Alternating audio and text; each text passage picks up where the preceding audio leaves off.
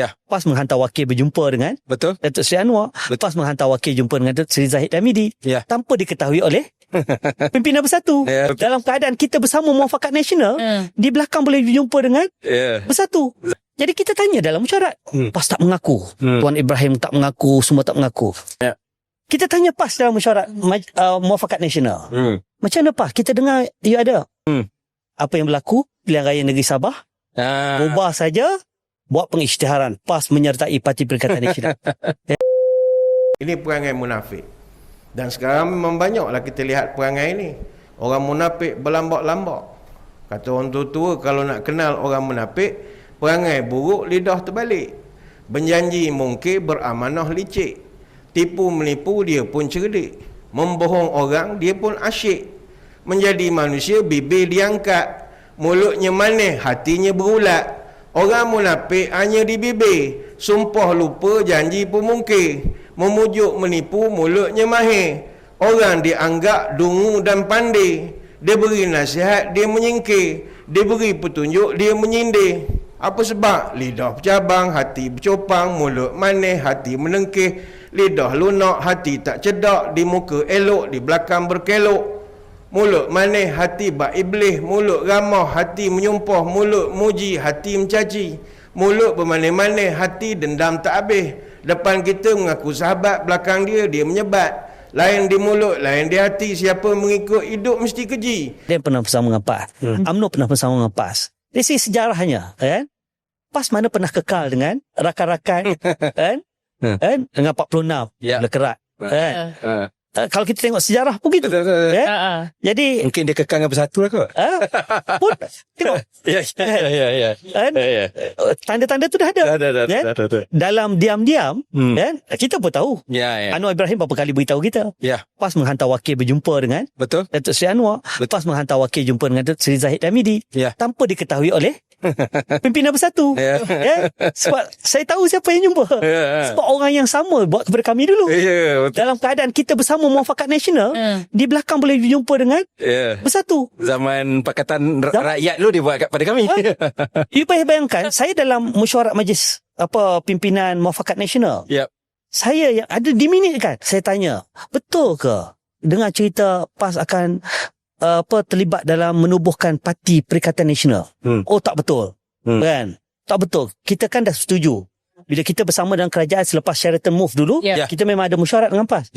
Peringkat awal, keputusan kita tak nak menubuhkan kerajaan. Kita nak pilihan raya. Waktu itu. Sebab waktu itu Datuk Seri Najib kuat. Tegas. Dia kata, no government will survive if it comes from backdoor. So itu prinsip dia. Tetapi kan waktu itu tuanku kata tak boleh ada pilihan raya sebabkan faktor yang maju raja-raja. Tuanku Sultan Pahang waktu tu yang di-Pertuan Agong, dia panggil Bersama Raja je. Waktu tu confused sikit sama ada boleh atau tidak tuanku membubarkan parlimen kerana Perdana Menteri kan dah tak ada. Jadi nasihat. Siapa yang boleh nasihat? Yang tu ada lepas tu COVID pula. Akhirnya tuanku minta supaya kalau boleh berkompromi. Itu sebab dalam mesyuarat penting di tingkat 39 UMNO, akhirnya saya ingat lagi Tok Guru Haji Adi, dia bangun, dia beritahu, kata macam inilah, UMNO tak pernah berhadapan dengan pilihan raya sebagai pembangkang. Kami dah ada pengalaman. Lebih baik kita masuk sekejap dalam kerajaan dan kita bubar daripada kita jadi pembangkang. Yang itu merubah pandangan semua kecuali Datuk Seri Najib. Datuk Seri Najib saja tak setuju, sebab tu dia orang terakhir yang sign. Tapi pokoknya UMNO dengan PAS bersetuju masuk dalam kerajaan untuk sementara. Paling maksimum 6 bulan. Lepas bajet bubar. Tetapi itu tidak berlaku sebab ujian takhta wanita kuasa. 3 tak kan? Itu tidak berlaku. Akhirnya Tan Sri Muhyiddin Yassin ini, kita yang naikkan dia sebagai Perdana Menteri. Lepas habis COVID ni, saya cerita sikit penting ni. Lepas habis COVID, dia panggil Biro Politik UMNO. Saya ketua pemuda waktu itu. Ke rumah dia.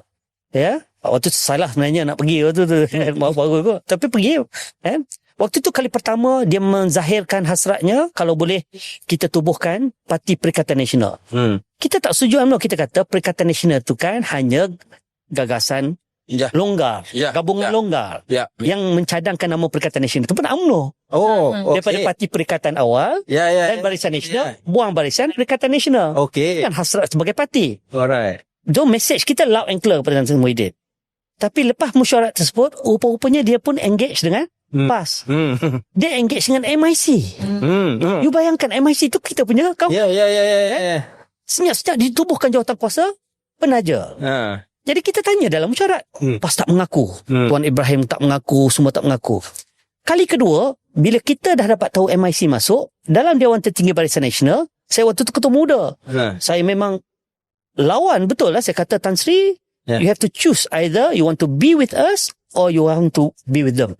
So either or. Tan Sri kata, Presiden MIC waktu tu beritahu, kami silap faham. Kami ingat kita duduk dalam Perikatan Nasional, Kerajaan Perikatan Nasional ni, jadi kita tak ada masalah. Tapi akhirnya ini ada dalam rekod ni. Ya. You buka lah Google, MIC buat keputusan keluar daripada jawatan kuasa penaja. Okey. Itu yang itu sebab Dewan Tertinggi Barisan Nasional buat keputusan you have to be out sebab kita tak setuju. Ya. Kan? Ya. Kita tanya PAS dalam mesyuarat Muafakat Nasional.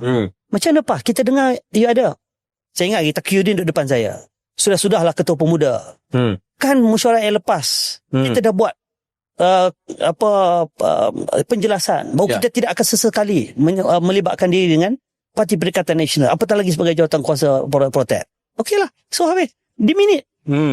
Apa yang berlaku pilihan raya negeri Sabah, ubah saja, buat pengisytiharan PAS menyertai Parti Perikatan Nasional. Ya, sebab apa? Sebab Perdana Menterinya adalah Tan Sri Muhyiddin Yassin. Dia boleh tikam belakang kita. Dia ada dalil tak? Dia ada dalil. Ada dalil dia. Semua ada dalil. Tapi pokoknya, UMNO tak pernah mengkhianati sesiapa. Dalam, sebab tu saya selalu sebut pada Nick dan rakan-rakan. Sejarah UMNO bila berkawan, kita tak pernah mengkhianati kawan. Ya, yang meninggalkan orang lain, bukan kita.